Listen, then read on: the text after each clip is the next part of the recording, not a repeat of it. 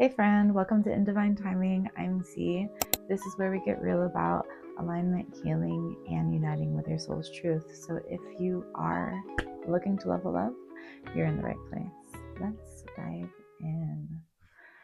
Today's episode, we are exploring how to show up softly. This is for the person who is ready to change their life and are done burning out. You're done burning out, okay? So if that's you, keep watching, keep listening. It's story time. I used to be so masculine energy dominant. It was actually crazy. I'm a completely different person now. My chart says that my masculine and feminine energy are fairly balanced. It's like giving 52-48. And I grew up in a house of men with a Filipino mother who was in the military for 20 years and a cousin who is a woman who was raised by that mom and my country father with my two older brothers. And my parents, they always told me that they wanted me to know how to take care of myself so I would never need a man. And this is what they would say to me over and over and over again when I was a child. So naturally, I ingrained that into my skull. Success and acceptance from my parents means not needing a man. What did that look like for me? I didn't know how to ask for help. When anybody offered me help, I would refuse it because I wanted to be independent and I could do it by myself, you know. And I got myself into some pretty shitty circumstances because I was forcing myself to do more than I was capable of. And this led to me burning out so fucking hard on so many occasions. Actually, it's crazy. And, you know, my parents were doing the best that they could, and they did a really great job. Honestly, I wouldn't change it for the world. And I'm grateful that I learned all of those things. And I'm grateful that I also unlearned all of those things because I get to keep the good habits, the good work ethic, you know, and throw away the hyper independence because I'm a woman and I don't need to be hyper independent. I'm supposed to connect and I'm supposed to receive and multiply beautiful, amazing things. Later in my years, I learned that I'm autistic, and this makes my childhood make so much sense because in my younger years, it was a lot easier for me to mask. And now I'm 30 and I don't have much of a mask anymore. I really have to rest when I need to rest, and I have to honor myself and my health. If I am not honoring myself and my health, if I'm not honoring my soul's truth, terrible things happen inside my body. There was like a 5-year period where I was having really, really bad nervous breakdowns, and it would start with, I would get triggered by something, or I would burn out, and I would start to cry hysterically, and then I would start to laugh while I was still crying, and then I would just go back and forth between laughing and crying, and then I would start to shake, and then I would lose control of my body, and I would start to throw myself around and hit myself, and all the while, like, I'm not able to stop myself from doing these things, like pull my hair out, slam my head against the wall, slam my head against the glass window in the car. And these episodes, they would last anywhere from 30 minutes to 4 hours, and they would have me out for, it would take me like 3 to 7 days to recover. I would just be in bed laid out because I don't have the energy to do anything. And that was really hard because as a conscious being, I'm from the ethers watching this happen to myself physically and having no ability to make it stop. And I felt like I had to push myself, like I had to prove myself to be strong and independent and poise and, say all of the right things or not say anything at all. I grew up in a Filipino and Black household. You don't talk back. There was a lot of energy. Everybody in my family, we have huge personalities and I love us all. Like I fucking love us all. But it was a lot. My family did not understand that I was autistic. I didn't understand that I was autistic. And so I was just, um, forcing a lot of things for a long time. Um, like even when I would go on dates with guys, and I would not even allow a guy to pay for the date because I felt uncomfortable allowing a man to do anything for me. And this got old real quick once I got into my 20s and I started dancing. Because how am I supposed to be a professional goddess who is meant to exist and receive for a living and not know how to ask if somebody wants to dance or ask if somebody wants to talk or ask if somebody wants to give me a tip or pay me X amount of money to get a dance or get a room or whatever it is, So it was a struggle for a little while.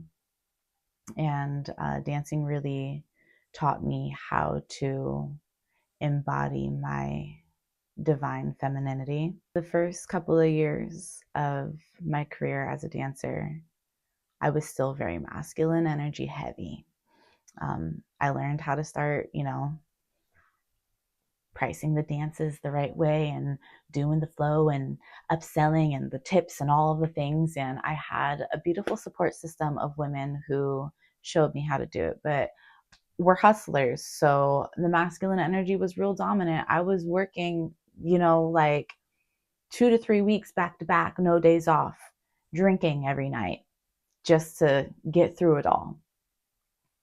Dangerous. I got to a point where I really started to break down because that wasn't working for me. I was trying to do the whole coaching thing and also do the dancing thing, and the things were conflicting because my identity was not in alignment. I was acting from old truths and needed to find my new truth. So, what do you do when it is time to show up softly? Especially if you are a hyper independent person, especially if you're a hyper independent woman and you don't know where to start because you came from a family with strong background. This transition for me looked like a lot of sacred self honesty. I had to ask myself, what is it that my soul needs from me right now? Asking yourself this question, what is it that my soul needs from me right now, lands you right into your heart center. You are always going to find the answers to what you actually need inside your heart. Your soul is always going to tell you what direction to go to align with your highest good, because your soul's intention is always in alignment with your wholeness and with love. The second thing that you get to ask yourself when it's time to show up softly is, what does my body need from me right now? Because your body is always going to tell you what the fuck you need to do to be healthy. Something's going to hurt. Heart rate is going to be racing, skin might have the hives. Your body is always going to react and respond and tell you if something is out of alignment or if something is in alignment. If something is out of alignment, it's going to feel like anxiety. It's going to feel like shortness of breath. It's going to feel like paranoia. It's going to feel like overstimulation or overthinking. It's going to feel like you're constricted. If something is in alignment, you're going to feel free. You're going to feel excited. You're going to feel expansive. You're going to feel inspired. You're going to feel safe. You're going to feel playful. You're going to feel grounded. And when you ask yourself these two questions, what does my soul need from me right now? And what does my body need from me right now? When you get those answers, give yourself those things. This is how you show up softly. The next thing that you get to ask yourself is, how do these things support me in accomplishing my goals and my duties? If these answers feel funky to you, it's because your brain is still associating with old truths and an old identity. If you ask yourself, how do these things, what my soul needs from me and what my body needs from me, support me in accomplishing my goals and my duties, your brain is going to look for an answer that shows you that those two things are true in success. When you give yourself that answer, it gives value to things that maybe once were not previously valued because of old beliefs. Finding value in new beliefs and new habits create your new identity. The last thing that you get to ask yourself is, what can I do to help myself accomplish these goals? So after you have gone within, ask your soul what you need. After you have given your body what it needs so you can nurture yourself back to a safe and sacred place, identifying how these things are valuable, then you get to ask yourself, what can you do to help yourself accomplish your goals? What can I do to help myself accomplish these goals? What is one small thing that I can do to help myself accomplish these goals? And listen to your body as you come up with that answer. Is it going to be going to sleep earlier? Is it going to be setting a date for tomorrow to make a list? Because maybe right now I can't do anything, but at least if I give the things that are on my mind a place to be, if I give them a place to be, if I honor them by showing them that they are a priority, while also simultaneously showing myself that I'm a priority, we have compromise. There's always a solution. So as you are growing through this journey, always speak kindly to yourself. The more kind that you are to yourself, the more love that you give yourself, the easier it's going to be to get to where it is that you want to be. The reason that this is true, kindness expands and it multiplies. Kindness nourishes self-acceptance. Being honest with yourself and being kind with yourself in that honesty, is everything. When you are honest with yourself, this is where the real growth happens. So you can be kind to yourself and speak gently to yourself and still be honest with yourself and real with yourself in where you might be doing too much, or maybe you could be doing a little bit more, or you could be doing things differently. Like, If you can be honest with yourself, you can be honest with anybody and you can accomplish anything. When you're honest with yourself, you're communicating with yourself that with whatever is going on, you accept yourself as you are, where you are, and it creates space for accountability. And with that, also know your outcome. If you don't know how it is that you want to feel, where it is that you want to go, who it is that you want to be, it's going to be hard getting there. If you know your outcome, then that makes way for direction, right? But it's also important to be flexible. When you're on your journey to welcome in more softness and more ease, being flexible is super important. The reason that it's important is because you might believe things need to be one way, but as you are growing and you are changing, so is life. And things are never going to be what they seem. So if you can be flexible and be willing to change, then you can welcome in more support and more softness. You don't have to do everything alone.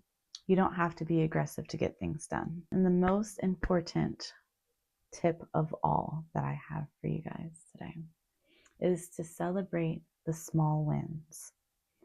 If you can have moments of joy, gratitude, and celebration for the small wins, the small steps that help you along this journey and unite you with your soul's truth.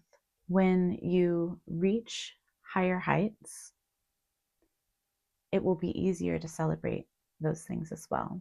Because 9 times out of 10, a person who is hyper independent and used to doing things all alone typically doesn't celebrate themselves that much. When you celebrate, you are in a higher frequency. And when you're in that higher frequency, you're open to more opportunity, more support, more love, more ease, more joy, more softness. I know this message found you exactly when it was meant to find you. I thank you so much for listening in. If you listen to this episode and you feel inspired but you don't know where to start, the Frequency Shift Manual is going to be your best friend. This is an ebook that I just wrote. It helps you rewire your mind, reset your energy, and embody the version of you who naturally attracts the life that you know that you're meant for. And if you're a woman who is fed up with surviving and feeling disconnected, you're ready to feel confident, peaceful, and powerful in your journey and in your life, join the Sacred Embodiment Room. This is my growing community of multidimensional women who are doing the sacred inner work to live out loud. We hold each other accountable and inspire each other to take up space in a world that wants us to stay in a box. As always, friends, I love you. I appreciate you. Trust your path, trust your timing, and I will see you in the next episode. Bye, guys.